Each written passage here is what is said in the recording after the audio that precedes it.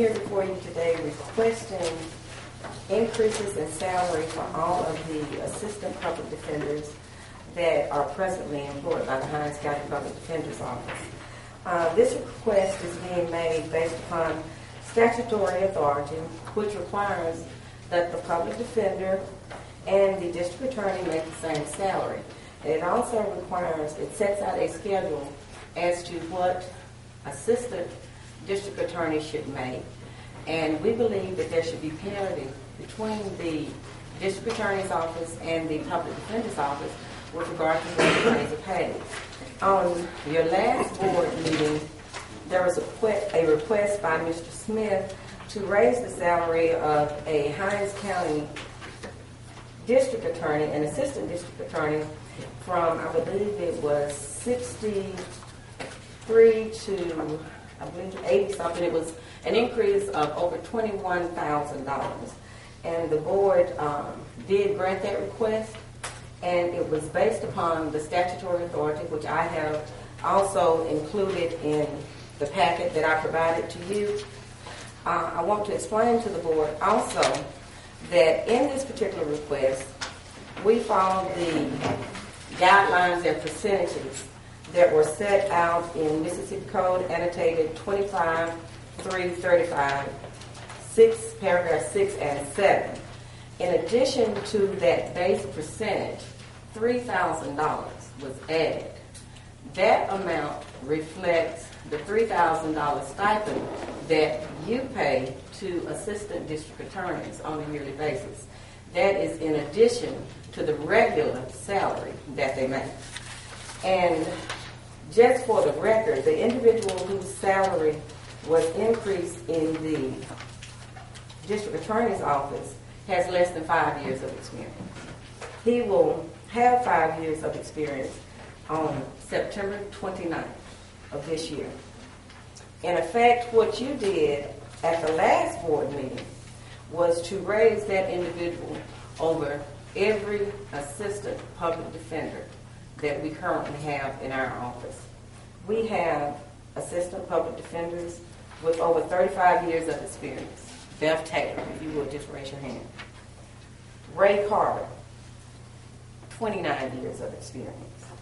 Marvell Gordon, 11 years of experience. Allison Kelly, 11 years of experience. Eric Brown, 5 years. Yemi Kings, 5 years. Alice Stamps, 24 years of experience. Lynn Watkins, 23 years of experience. Jamil Wiggins, 3 years of experience. All of these individuals work very hard, and actually I believe they do more work than what is done in the district attorney's office. And the reason why I state that is that the district attorney's office has investigators, they have the police department, all of those individuals working with them to help them with their caseload. We have 2 investigators that are assigned to our office. And according to the ABA standards, there should be 1 investigator per every 3 attorneys. So we have 12 assistants in our office. So that lets you know we don't have the staff that we need. Since I was appointed in 2012, I have consistently come before this board and asked for increases for our assistants. And I have always cited the same statutory authority that Mr. Smith cited. But it was interesting to me when Mr. Smith came before this board, not one question was asked about what they had done, it was $23,000, no problem. And that is a slap in the face to every public defender who goes out and works hard day after day. They don't work from 9 to 5. They work all times of night, going to the jail, visiting clients, interviewing clients, investigating cases. They have to do it because we don't have adequate staff to cover those things. So I know that the numbers are high, but we didn't create this monster. It is what it is. The board has previously said, when I mentioned this statute, that the assistant district attorneys were state employees and that the public defenders were county employees and that you could not pay that salary. But at the last agenda, the raise that was given to the assistant district attorney was in fact a county employee. It was a position that the county fully funds. So I think at this point, the board has put things in a different light. And failure of the board to act and do what is required by law places them at risk, and also provides, I believe, a cause of action for these assistant public defenders who are not making the same salary. Supervisor Stokes. Thank you, Mr. President. Mr. President, I don't mind making the motion to provide these raises, and I've seen memos concerning what that would do to the budget. But we all know that in most cases, if it's someone poor that really shouldn't even be in jail, they have the public defenders. And a lot of times, because they're underpaid and overworked, the office is always attacked in terms of they're not doing enough for me, they're not coming to see us because they have too many cases. I know Ray from law school. Ray Carter is an asset to the public defender's office. This young man, when they first started, I think the death row, and I don't know the official term, represent indigent people on death row. Ray was one of those people who went all over the state trying to say people shouldn't be incarcerated and who shouldn't be on death row. He saved a lot of lives. So public defenders are so valuable to this community, and we need to appreciate them. And they're saying, don't tell us you appreciate it, don't pat us on the back, pay us. So I'm so moved that we give them the raises. Thank you. Supervisor Gray. Ms. Harris, I agree with Supervisor Stokes that what you do is extremely important. From what I understand, just in my conversations with you and just in understanding our criminal justice system, is that basically the inventory that we have over here is growing. Okay, so these cases are not being processed. So basically what we're doing over there appears to me is that we're just babysitting files. So I question whether or not we need to be increasing pay over there for basically just monitoring the files that we have on staff over there. You're asking for $400,000 roughly in increases. If it is indeed that this board decides that that's the direction that we need to go. I did not vote for the last one with the ADA, but I would suggest then that if we're going to increase, that you stay within your budget, pick the 5 or 6 people that you need to stay within that budget, give them the raises, and then handle your casework with those 5 or 6 people. Let me respond to you, Mr. Gregg. In all due respect, we don't babysit cases. We handle cases. We process more cases, and we have processed more cases since I have been in office than were ever processed.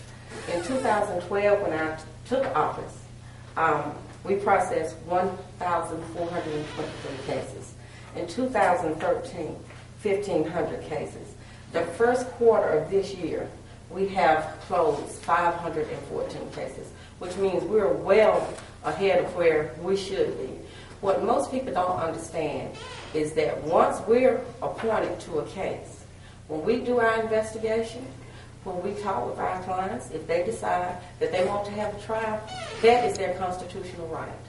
And we fight for them. But we don't set trials, we don't set the docket, and we don't indict individuals. When Mr. Smith was here last week, not one question was asked with regard to what they're due and what their input is. And I very frankly resent that you sit there and say that we simply babysit cases. I can tell you some people that would beg to differ. Darren Gibbons, Gregory Knight, Christopher Torrance, David Bacon, Cedric McCullough, Royce Funches, Eric Gray, Caitlin Hall, Mary Hicks, Karen Lynn Clark, Demarest Lewis, Carolyn Claiborne, Mary Grant, Robert Mateer, Billy Suzanne Hescott, Michael Campbell, Derek McMullen, Leon Brewer, Joseph Beard. No, these are just individuals whose cases have been dismissed or either found not guilty since I have been in office. And to say that we babysit, that is totally incorrect. And I want to make sure that you understand that. Yeah, I do understand that. But I'm not going to be in favor of a $400,000 increase to a handful of people when we have people throughout the county, employees throughout the county that we need to evaluate for raises as well. So, Mr. President, that's what I'm saying. Supervisor Calhoun. Yes, I have a question to Ms. Davis. When the DA presented his request, what were your findings? His request was based upon what conditions?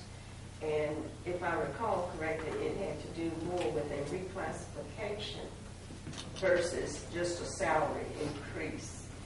Can you tell me what your findings were? Well, the explanation that was given to me that the increase was based on the fact that he was the senior a legal staff member, and he wanted to bring his salary up to reflect that. Thank you. And to add to that, as far as you're mentioning about evaluation, that employee is the only employee that is fully funded by the county. However, the other attorneys are supplemented a small portion by the county, but they are state employees and the state pays the majority of their rate. We did not have information or privy to the salaries of those other employees or legal staff that are funded by the state. Thank you. I knew there was some technicality there. And we did not just arbitrarily increase the young man's salary. And prior to the DA making his request, he had talked, I know, with me individually. And I think he had talked perhaps with others individually. So he did not just come before the board and make the request. But my vote dealt with the fact that the person that received the salary was receiving it based upon a reclassification and not just giving that individual an increase. Supervisor Grant. And particularly out of the budget process. Thank you very much, Supervisor Grant. Mr. President. Ms. Harris, when I talked to you the other day, I advised you or asked you that, if you could possibly come back with another type of plan.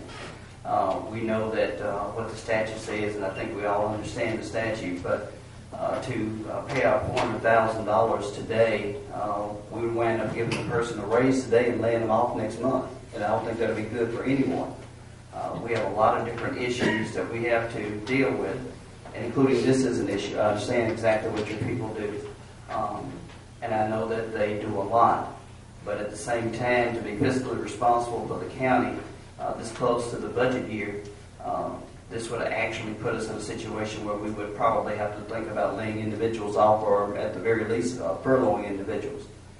Is there a plan that you think would be workable, that you could work with the county administrator or the board president to where we can work something out to where it will be favorable to both the county and the city, the board?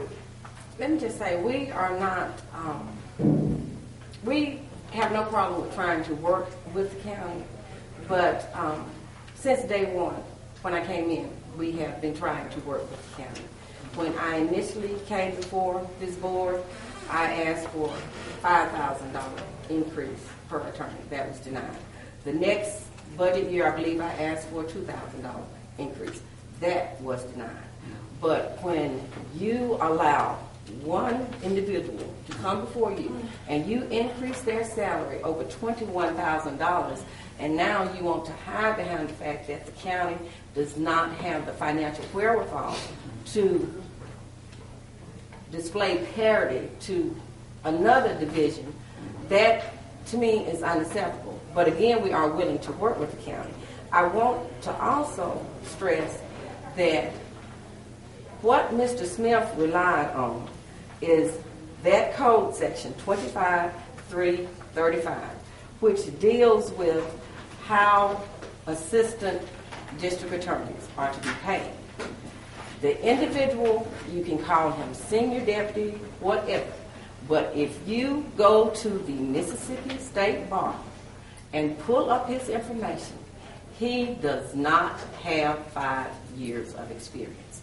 And to say, simply because he says he's a senior deputy with less than 5 years of experience, and you raise him over every assistant public defender in the office, is an injustice. Supervisor Gatlin. Are the salaries of the public defenders supplemented by the state as well? No. The salary of the public defenders are paid by the Hinds County Board of Supervisors. As with all public defenders who have full-time offices, the county pays their salaries. Mrs. Purvis, we're here from Supervisor Stokes. It would be my suggestion if we could table this item until we could look at it further and I've talked to you personally regarding this. One of the things that was alarming to me was the numbers when they were all tallied up. I don't think anybody on this board imagined almost $500,000 increase in a budgetary line item being the end results of this. I am truly in support of the attorneys. I'm truly in support of the compensation they should get, especially after spending every dime that I have to put my daughter through college, which I'll be paying for until I go to my grave. So I do understand the costs associated with it, and I do understand the level of pay that should be paid and the parity between the two. But I also fully agree with Supervisor Grant. If we vote to pass this today, you can look forward to people being laid off next month. Even in our reserves account, we barely have that amount left in the reserves to work the capital to get us through the rest of this year, if we have that much. So it would end up in furloughs or people being laid off. I would rather for us to come back at a work session or at some other time to see what else we can do, and then look a little bit forward, thinking toward the upcoming budget year to address. And that's not to say that we still didn't even do all of it then. But right now, I don't know if we've got enough support to go forward with this motion right now. I'll yield to Supervisor Stokes. Thank you, Mr. President. Mr. President, what Ms. Harris stated was level playing field, and I wrote that down because so many people that's in jail, basically, she read some names, are there because they're poor, they can't burn out, and the only hope they have is the public defenders.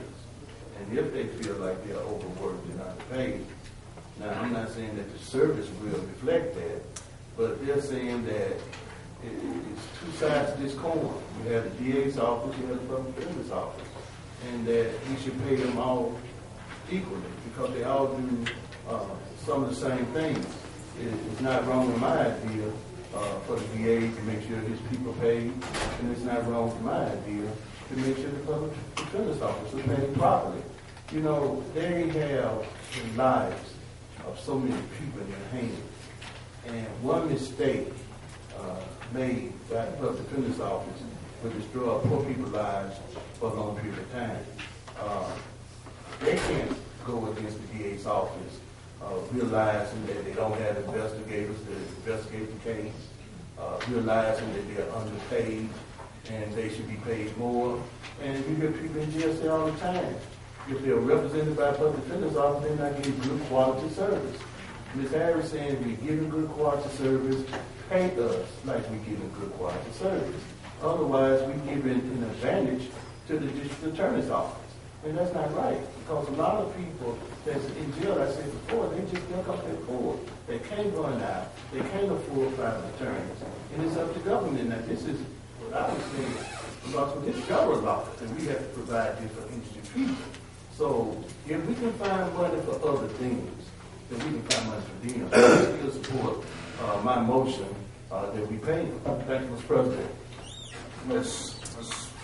Ms. Purvis, we do have a motion on the floor. I still would recommend that we discuss this further, but there is a motion on the floor. If you would like me to carry that motion, I will continue with it. I would like for you to carry that motion. Supervisor Stokes has a motion. Is there a second? There is a motion on the floor. Is there a second? There is a motion on the floor. Is there a second? Motion dies because of the lack of a second. Thank you. We would still ask of you to please be prepared to, let's just sit out and work out some details as to how we can come up with something to assist. But right now, we know, most know, that right now the county cannot do it today based off the motion that was presented. Well, I am available at any time, whenever you all are ready to sit down and talk about it. But we needed to bring this to the attention of the board.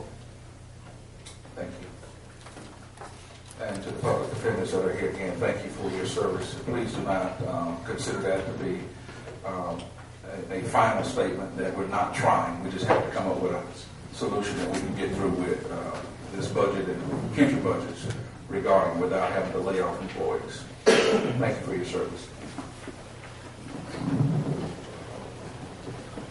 Next on the agenda, we have the Honorable Sheriff Tyrone Lewis, Hinds County Sheriff Department.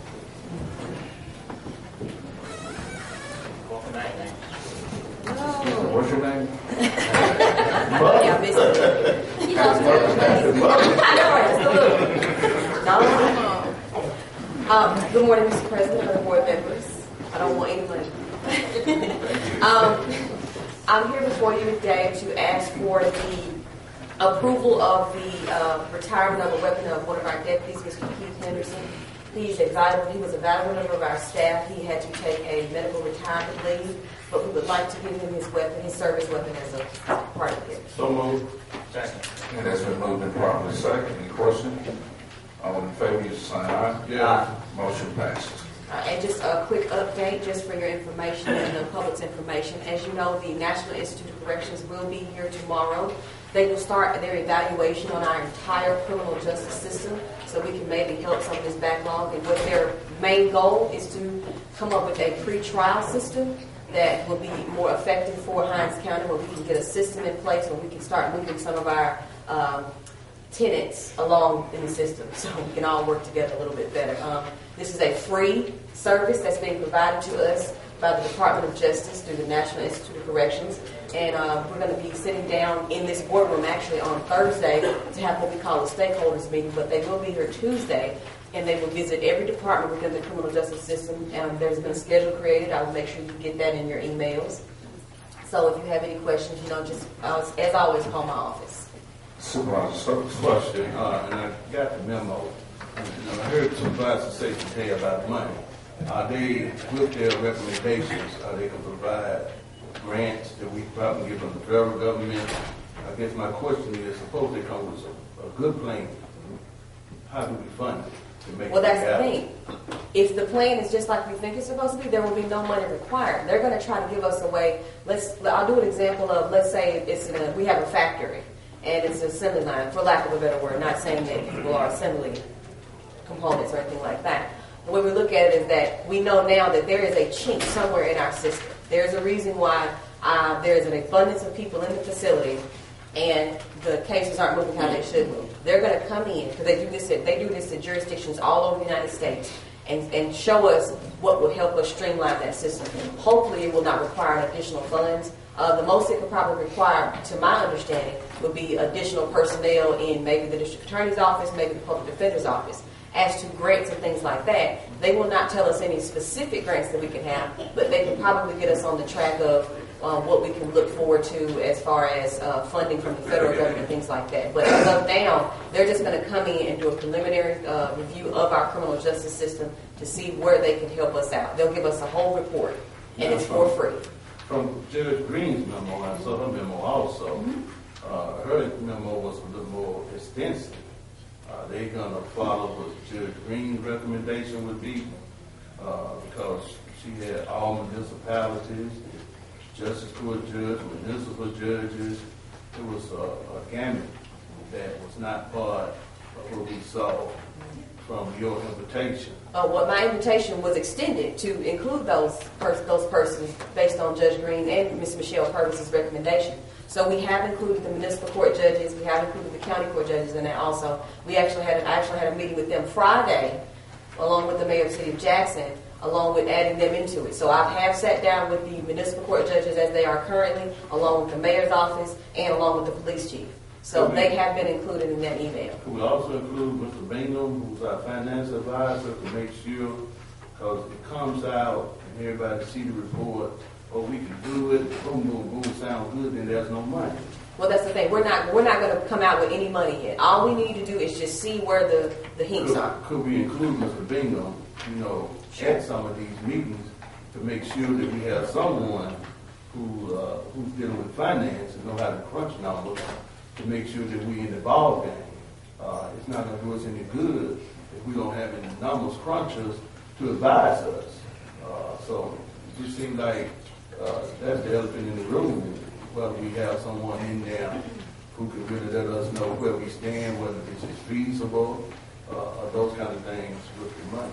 Thank you, Mike. Thank you, Mr. President. Supervisor Stokes, thank you, Supervisor Stokes, Supervisor Calhoun, and the statement concerning financial advisor, that's going to be a statement that this board has to make, not something that will rely on their hands. We have to make that decision. Supervisor Calhoun.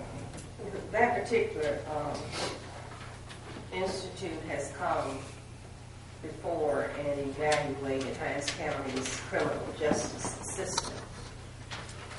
Their report, the only thing that their report or review requires is an implementation of their recommendations.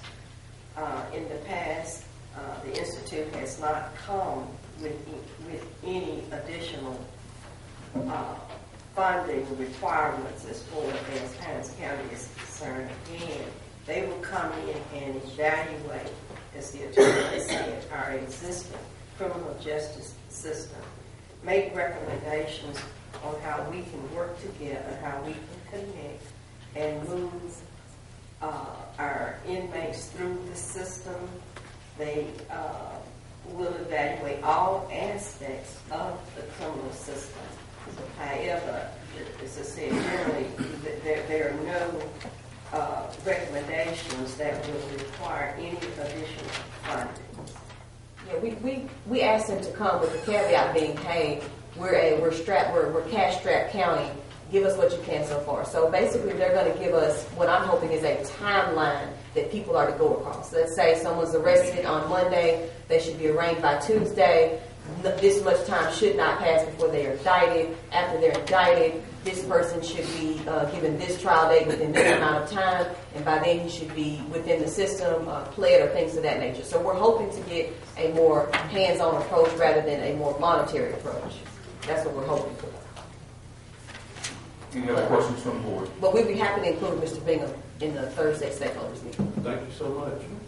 That's only at the board's request. Yes, that's only the board's request, but hey, our aim is to please. Well, let me say it this way. I can bring somebody with me, and I'm going to invite them to come with me, because if we're talking about seriously trying to build this system, the criminal justice system in this county, then even if they tell us that we need to do this, that, and the other, it's going to take some money. We all know that. And we need to have somebody who has some expertise in dealing with money. Otherwise, we're going to get a report. I understand they did it before. But we have the same problem that we had in the past when they did something before. Because evidently there was no money to implement anything. So if we just playing games with this, I ain't coming. Now, if we sincere about trying to implement something, then I'm for that. But we need to have somebody who's professional dealing with money. Thank you. Thank you. Mr. Bingham, I know you're in the audience. Again, please, you're welcome to attend any meeting that you would like to attend with whoever you would like to attend, and we do support that. But please make sure it is clear. Any type of relation with the county that receives compensation, that the board speaks as a whole, not one individual, but you're welcome. I didn't mean to infer that you could not go to the meeting. I do apologize if that is what was understood. All is clear, Mr. Chair. All right, thank you. Thank you. Next on the agenda is approval of minutes.